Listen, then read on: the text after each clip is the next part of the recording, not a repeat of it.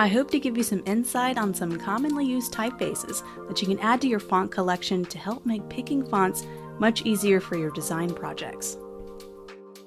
At one time, I had over 1,000 different fonts installed. I use only a small handful, and I suggest you keep a special list of 20 to 30 hand-picked commonly used fonts you can use on projects. Not only will it help you be consistent, but also help picking those fonts out for the next project a lot easier for you. In the serif typeface category, there are several wonderful choices. Obviously, Times New Roman is the default serif font that you see on most programs like Microsoft Word, for example. But have you heard of Didot, Bakersville, Garamond? What are the difference between all of these, and how do I know when to use which one in a particular project? To better understand this, we need to go back way in time to the first uses of serif fonts as we know them today. There are four main categories of serif fonts: old style, transitional, Didone, and slab serifs. These are listed in order and when they were first used in history. Old style was used a long time ago when publishing was really just getting started. Italian printers were interested in creating a type that was easy to read for book printing. Old style typefaces are very easy to read in printed form, and that's because there's not a large difference in contrast in the thickness of the lines or strokes. Some great examples of old style fonts are Garamond, Berkeley, Minion, and Palantino. The next evolutionary step serifs made was a move into transitional. Transitional was established in the mid-18th century, and they are between old style and modern fonts, therefore the name transitional. The contrast or the difference between the thickness of the lines and the characters are more dramatic with transitional serifs. Instead of harsh endings, transitional fonts tend to end with ball terminals. Ball terminals are the rounded ends of the type stems, as opposed to the rough end as in this example. Times New Roman is a classic example of a transitional font. Didone, or the modern serif, is the next step in its history. These are characterized by even more dramatic contrast between the thickness and thinness of the lines in the typeface. Didot is a common and readily used example of a Didone or modern serif. Bondoni is another wonderful example, and it's commonly found in design programs as a default option. Take for instance Canva. It has this font available as a default selection. Didones or modern serifs are highly stylized, and it's no wonder they're commonly found in high-end fashion brands. Because there is a high contrast between the thickness and thinness of the lines, you could put more dramatic spacing between the characters to create a dramatic effect. A lot of major brands use Didot as their typeface of choice, such as Vogue and also CBS, which is a major broadcasting company. I personally tend to pick a modern serif font when working for high-end clients, as those thinner lines seem to add a more beautiful elegance that's hard to achieve with an old-style serif font. They can also be good for dramatic poster headlines with simple, solid backgrounds. The last stop in the history of serif fonts is the slab serif. Very different from its predecessors, this font was originally designed to demand one's attention on poster designs. They have very thick, bold lines with almost zero contrast. Chunky, thick, and bold, they certainly grabbed our attention throughout the years. They even used slab serifs on wanted posters back in the Old West to make sure you took notice. And designers use slab serifs for the same reason. If you have a political statement, a slab serif might be a good way to command one's attention. Rockwell is a great example of a slab serif. The IBM logo uses a custom font very close to Rockwell. Archer and Archer Pro are both slab serifs I commonly use in my design projects, and you can see a similar font being used by a large bank called Wells Fargo. We had a wonderful dive into serif typefaces. Now let's check out sans serif typefaces. Make sure you download the downloadable resource in this lesson that includes some of my favorite picks for certain types of styles of typography. Of course, collect your own list and make your own so that you can always have a list to go to when you're doing client projects.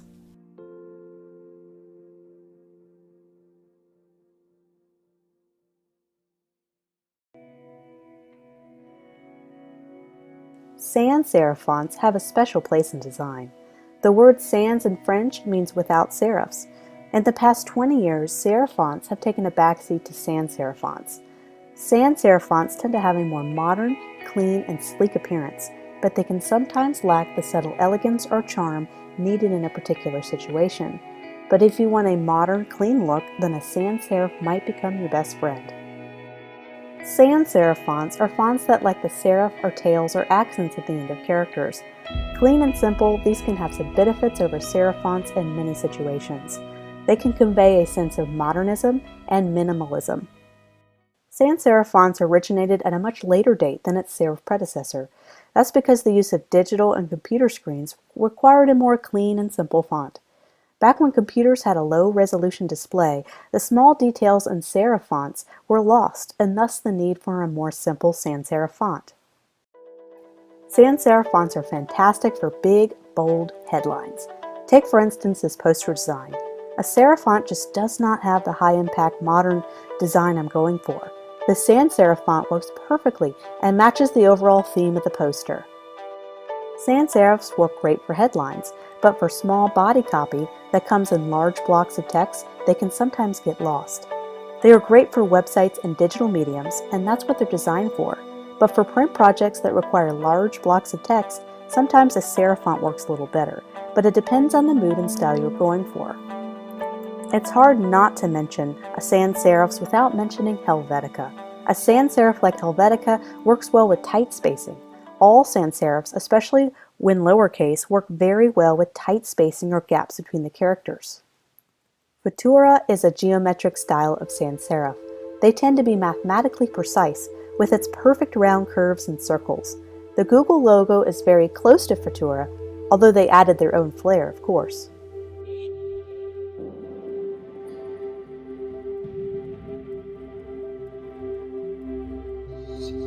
Dolce & Gabbana use Futura de My Bold as their typeface of choice. Avant-Garde is a font you may have seen several times in your lifetime, as they use that in all lowercase for the Adidas logo. Also notice that it's all lowercase and they're using tight spacing, and this looks nice and works really well. Many companies that try to reinvent themselves in the modern era will sometimes switch their font from a serif to a sans serif to show an adaptation to the digital modern world. Google is a great example of this in action. I remember seeing the old Google font in the early days of the internet with its old style serif font. Of course, after a recent rebrand, they switched to a sans serif font, and it really helps to make the logo feel more sleek, fresh, and revitalized. Now that we know some of the basic typefaces and some of their uses in design, we're ready to learn about how to space them, learn what kerning is, and how font weights can dramatically impact a design's mood and feel.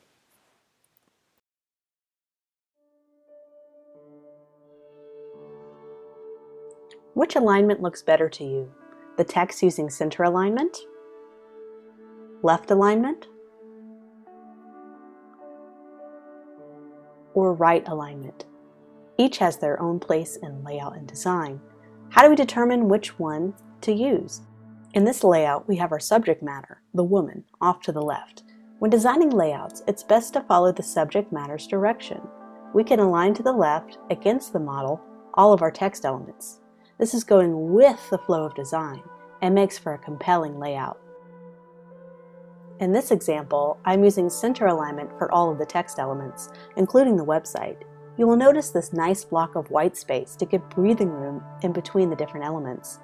Notice that the design commits to a nice, clear alignment throughout the piece, striking a nice balance that is pleasing to the eye. When you have a bold photo or subject matter in your design, it is wise to embrace that image and highlight it by placing the main headline text over the subject matter. It is all about playing around with what feels right. This is where being subjective as a designer is really rewarded.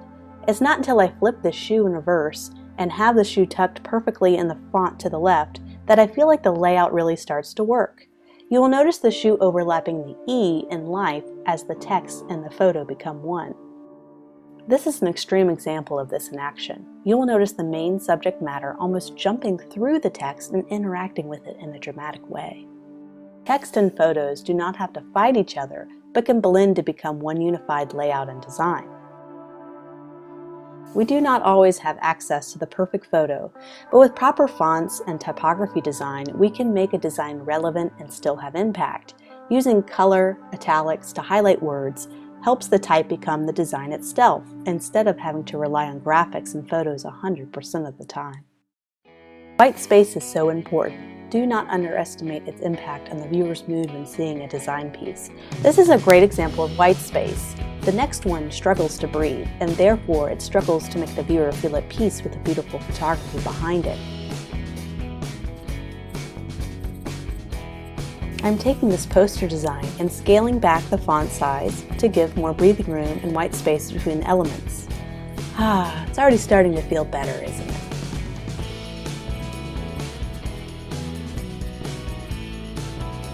I dare say that typography is one of the most important elements in design today.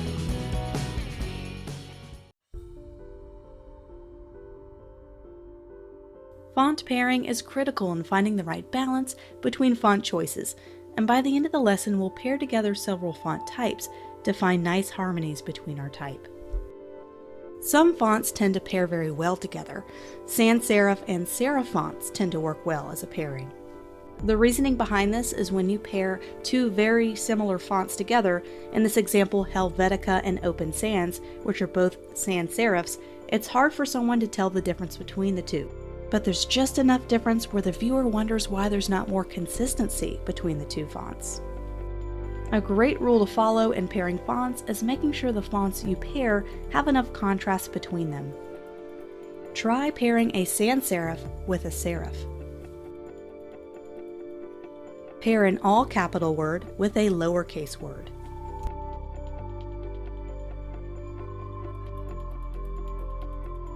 Try pairing a script font with an all bold sans serif font.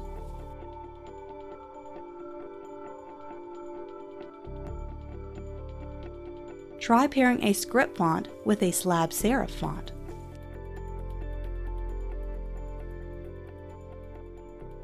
Pairing two script fonts together can be tough, but there are times when a particular headline or design piece can get away with it, but you have to be careful.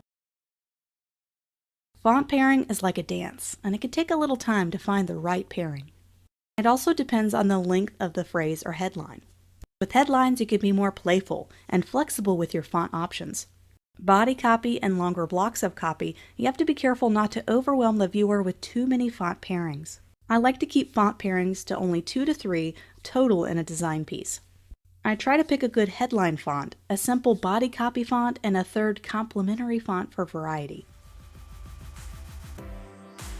Make sure you check out the downloadable resource in this lesson for the font pairing guide, where I show you a couple of great examples of font pairing in action.